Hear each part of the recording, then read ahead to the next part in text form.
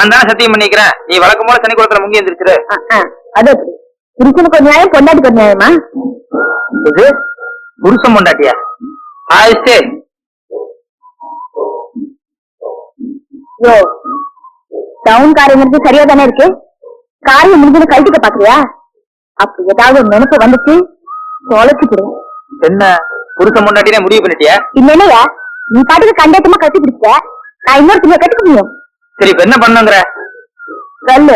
இப்படி வா.